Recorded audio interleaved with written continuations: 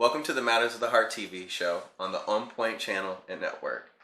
This show was co-created and co-produced by myself, Jeremy Watkins, and me, Sade Champagnes. Matters of the Heart is focused on love and building healthy, holistic relationships from a grace-based perspective. Every week we'll discuss love, family life, friendship, our relationships with ourselves, our relationships with God, and so much more. Now, each episode will have two segments that Sade and I will be discussing with you, and we'll end every episode praying for you and your loved ones. You can find us every single Wednesday at 7:30 p.m. Pacific Standard Time on the OnPoint channel and network. Now make sure you download the OnPoint channel app, Amazon Fire Stick, Roku, Apple TV, and Xbox, and you can search for us in the lifestyle category. Every single week, we'll be airing a brand new episode for you to tune into. Welcome to our brand new show where the love of God will flow. Even when a challenge comes, nothing is impossible. We just keep on looking up. The grace of God will lift us up. Matters of the Heart. Matters of the Heart with Jeremy Watkins and Sade Champagne. Tune in to the OnPoint channel and network on Wednesdays at 7:30 p.m. Pacific Standard Time.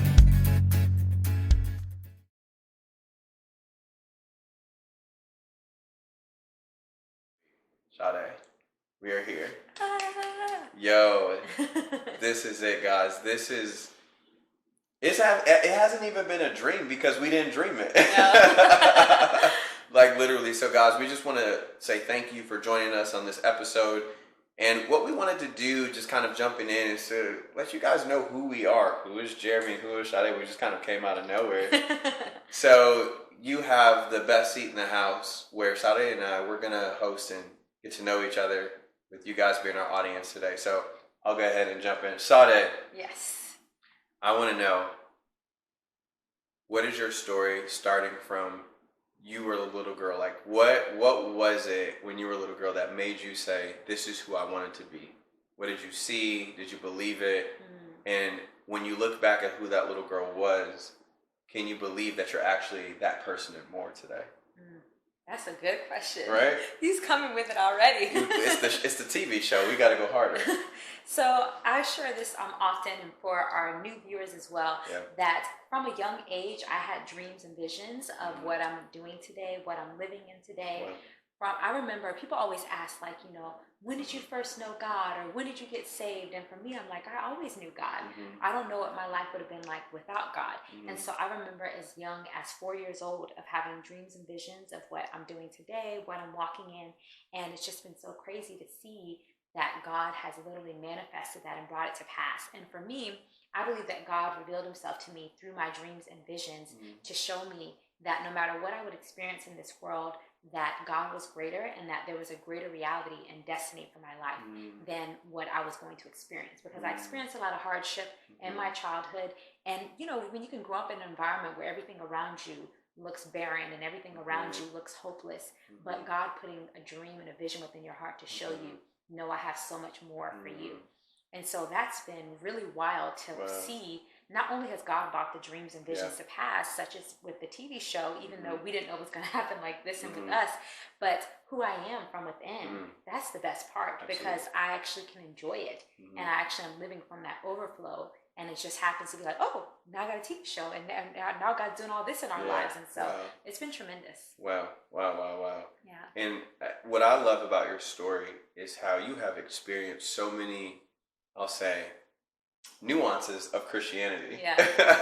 And out of all of your experience with church, religion, and all the belief systems you've had, walk us through that journey of what you experienced in the church and different belief systems and how you landed upon grace. So, like I said, from a young age, the God that I knew, the Jesus I knew, was so kind, so loving. My best friend, God was like a family member to me. And then it wasn't until I got into church and religion that God became this taskmaster and like a wizard somewhere far away, and someone who was angry all the time and someone I had to do things for. And so I really felt that because I didn't have the proper mentoring and the right spiritual guidance, it really led me into being a part of a lot of different sects of community or church or Christianity, where it's like these streams of like, oh, well, we believe this one thing or we believe that. It's all very extreme. And none of them brought me any joy, or none of them brought me any happiness or any peace. And so I feel that I was at a point in my life where I was living in so much anxiety, so much depression off and on, so much fear, so much panic, paranoia. And I really felt God speaking to my heart. I want to say this was probably around age 22. And I felt God speaking to my heart. And God's like, Sade, we're not moving forward in any of your dreams, any of your passions, any of the things that you're excited about until I'm able to heal your perception of me, your perception of yourself, and your perception of others. And through that, God just literally begins to just lead me into the right spaces and the right people who, you know, they weren't necessarily walking in the belief that I have now, but they led me into what I believe today. And I was in ministry school back in 2011, and funny enough, my ministry, two of my pastors and teachers in the ministry school, they were teaching differently than what I was used to hearing. And they were talking about living from rest instead of asking God for more, like walking in what you already have, that you have everything in Jesus. And so just spending more time with them, it really led me into grace. And it's just been the most incredible journey. And so, yeah. It's just wow. Now, I guess I won't ask that question because that's going to go later into our show. Okay, let y'all have know what's in the cookie jar. But I do want to go into deeper.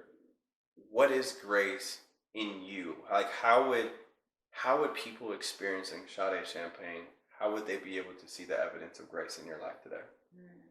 I would say, for me, grace is God's divine influence and strength in my life, God's joy in my life, God's peace in my life, where being in a world where there's so many distractions, so many things and circumstances that can make us feel discouraged, that can make us feel without hope and feel separated and distant from God. And then it's like, wow, but to see, it happens all the time, and people are like, oh my gosh, you're so joyful, like you're radiating and you're so happy in the way you love and care for others. And I never have to wake up and say, oh my gosh, I have to be a good Christian today, or I have to be a good woman of God today. It's just from the overflow, because I'm so excited and so full of life and all that God's done in me, that if I don't share this, I'm going to burst. And so I feel like that's just what it's been. And people are experiencing that, and they're like, this is something I've never experienced before, or that I'm not used to. And it leads me into sharing with them about what I believe and what's transformed my life. Wow. What would you say has been the greatest healing of your life so far, out of all the things you've experienced? I know a lot about your past and a lot of things you've experienced with your family. What do you say have been some of the greatest healing experiences that you've had as you living in you today? There's so many. I'll say one of them is knowing that no matter what I experience in my life, that God was not only with me, but God was also inside of me. That God was feeling every single thing that I felt, and that God was protecting my heart and my inner being from being attached to what was happening to me. Because we'll find that that's what brings a lot of people discouragement. That is what troubles a lot of people, is not just the things that happen to them, but that it becomes a part of their identity. It becomes a part of their framework of who they are as a person. But it's like, as I've been healing and realizing just how present God has been in every area of my life and every part of who I am, it's really been crazy to see, like, wow, even in this moment, God was not only with me, but inside of me. And God was actively protecting me and there for me. And to where, yes, this situation could have happened to me naturally, or whatever it could have been that was heartbreaking, but God was able to heal me in such a way and show me, like, you are not what has happened to you. And not only am I with you, I'm inside of you, and I feel everything that you feel. And we'll talk more about this in the season, but also, Sade, you can feel everything that I feel for you and inside of me and for other people. Yeah. It's just introductions. This is just introductions. Are you serious? Oh my gosh. Man, that is so powerful. It's my final question for you. When you see yourself as who you are today, what does the you tomorrow look like? Like, what does more of Sade look like to you from who you are right now? I would say for me, I just been so, obviously I am excited about the future, but I've been so focused on the present and being right here in the right now that for me, I just think to myself, I'm going to experience more of what I've already experienced right now. And it's just going to continue to go on and on forever and ever. It's not like, oh, I'm in my joyful season. I'm in my prosperous season. I'm in my good years with the Lord. No, this is my life for forevermore. And for always. No matter what happens, I'm always able to remain and return to this space. And so for me, I just get excited to experience more of what I'm already experiencing now. I feel so content, so glad, so satisfied. And I'm just really thankful to God for that, because I know that's supernatural. Amen. And being in an industry and being in a world where literally there is no satisfaction, there is no contentment, and to be able to have that and experience that every day, it's like, come on. Wow. Can we just do this episode of me just interviewing her? This is like a topic and a life experience all at the same time. I know you guys have enjoyed just hearing bits and pieces of Sade's life, but what's even more beautiful about experiencing the bits and pieces of Sade's life is actually being a part of Sade's life, which I have the honor of being. But y'all got to get y'all a slice of this pie here, man. I'm telling you, this woman will get into your life for 5 seconds and you'll never be the same. And so I just wanted to honor you for allowing yourself to share your story, and I'm a part of it. Come on, Jesus, let's go. So we want to get to know you better. Here we go. So obviously, Jeremy, you now have been, walking more in this, we call it grace-spirational lifestyle with God for over a year now. Yeah. What has that been like for you, and how do you feel like your life has been impacted and transformed since you are now walking more from a grace-spirational place instead of from more like, trying to prove yourself and trying to earn and trying to, seeing it from a different perspective? It has been the greatest days and years of my life. I didn't even know that life could be this good. I didn't know who Jeremy was until I discovered what grace was, because I got to see myself fully from God's picture without any cracks in the mirror, without any broken or fragmented pieces. And when I saw myself from that full perspective, it was like, this is the me I've always wanted to be. This is the me I didn't even know I could be. This is the me that only God had in mind, and receiving and resting in that. And I think the most beautiful part of having this lifestyle of grace-spirational living is now I can love without lacking. Now I can love without diminishing. Oh, that's good. Now I can love without falling apart or it breaking me. And I get to remain intact. I get to remain whole, and I never run out of it, because I'm not loving from my capacity. I'm loving from God's capacity in me. And I think that's probably been the most incredible experience outside of the better days that I've ever lived, for sure. So another question, we talk about this a lot, is how have the words supernatural and radical changed for you? Ooh, man. What did it used to mean to you before, and what does it mean to you now? They used to be, I think what a lot of us probably have associated with is kind of living off of this voice of God and expecting kind of these like mysterious, mystical things to happen. And it was all about like circumstances changing supernaturally. It was all about situations, just poof, like this has to be God. It was all about signs. It was all about wonders. And that led me into a lot of pain, a lot of heartbreak, a lot of destruction, and a lot of self-sabotage. And radical now is remaining in God. Radical now is just staying where I always want to be. Radical now is never having to let go of the love that never lets go of me. Radical now is just remaining in the peace that wants to stay in me. Like, so radical is never coming anywhere to be where God is not. And wherever he is where I desire to be. And I just remain. So remaining in that, remaining in loving others, even when they don't love themselves, and even when they don't have the capacity to love me, not allowing that to change the character of my heart, or the character of my love, or the character of the grace that I walk in. And so just being in a place where I've become immovable, and me literally being who God has said that I am, and then letting God be who he wants to be, and then us expressing that in our relationship together, and then expressing that to others, whether or not they can receive it or not. And I think that's really been the biggest transformation for me. It was radical and supernatural. Yes. Yeah, come on.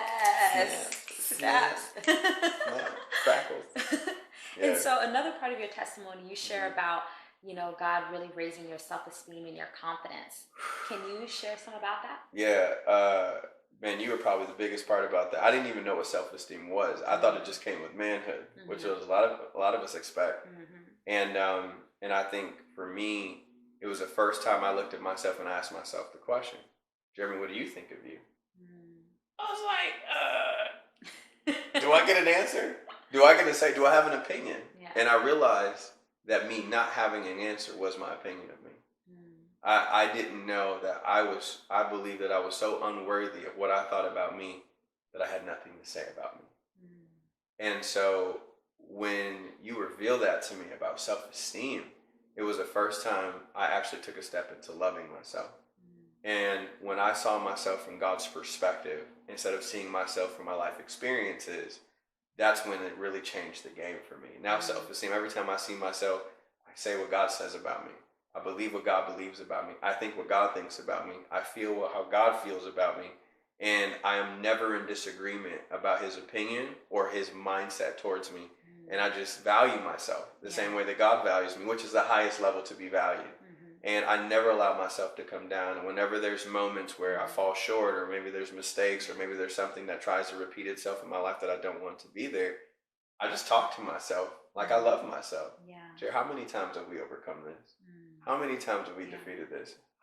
You already know that this sin is going to pass. This isn't going to be like this for always. You already know that better will always be a part of your life. And I talk to myself the same way that God talks to me. And ever since then, I can't remember a day where I felt insecure. I can't remember a day where I felt in lack. I can't remember a day where I felt hung up on something outside of being hung up on him and in myself. And so it's changed the game. It's everything. Self-esteem is important. You gotta have it. That's why it's called self-esteem. It's for you to do it. You understand? After the Father has started. That's right. From that overflow. From the overflow. 110%. Yes. And so what are you most looking forward to with this new season of our show and with us going from, because, for our audience who are just, tuning in, or you're just finding out about us from the TV show, this started with actually started through us and what we experienced together and just what God has been doing in our lives and our love and care for each other and our friendship. But it was interesting to see that it was a radio show and then now for it to be a TV show. What are you most looking forward to sharing with the audience? What's on your heart? What are you excited about for this season? I'm excited for us to never go back to living in anything outside of grace and love ever again. I really believe that that's what this season is about. I thought the radio show was to reveal who we were as sons and daughters. And I think that our audience needed to know. I didn't know that I could think that way. I didn't know that I could believe that. But I really believe that this season, God's really just turning up the notches on it and taking us to another level of saying, not only do you get a chance to think it and believe it, but you don't ever have to go back to thinking anything outside of this. And so I think that this season, I'm really excited to really kind of to really put an end to fear, to really put an end to anything outside of love, to really put an end to us believing God according to our own understanding, limiting him, boxing him and reducing him, and allowing the world and even sometimes the church and religion to decide who God is instead of letting God tell us who he is. He's the only person who fully knows himself. And I'm excited for us to reveal that this season. It's gonna be great.